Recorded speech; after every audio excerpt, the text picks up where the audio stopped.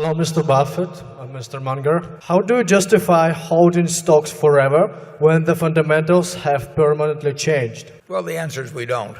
If we lose confidence in the management, if we lose confidence in the durability of the competitive advantage, if we recognize we made a mistake when we went into it, we sell plenty of time, so it's not unheard of. On the other hand, if you really get a wonderful business with outstanding management, but mostly the wonderful business part of it, when in doubt, keep holding. But it's no inviolable rule. Now, among the businesses we own, not just securities we own, we have an attitude which we express in our economic principles that when we buy a business, it's for keeps. And we make only two exceptions: when they promise to start losing money indefinitely, or if we have major labor problems. But otherwise, we are not going to sell something just because we get offered more money for it, even than it's worth. And that's a peculiarity we have, and we want our partners to know about that. We do think it probably helps us in terms of buying businesses over time.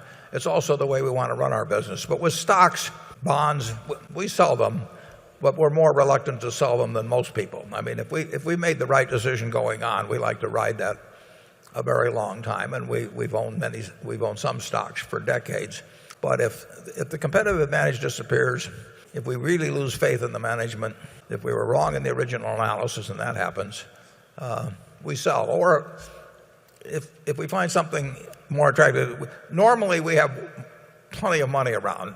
But in September of last year, late September, we had committed to put $6.6 billion in Wrigley, and then Goldman Sachs needed $5 billion, GE needed $3 billion.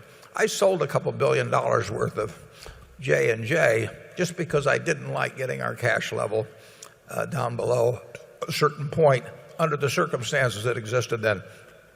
That was not a negative decision on J&J.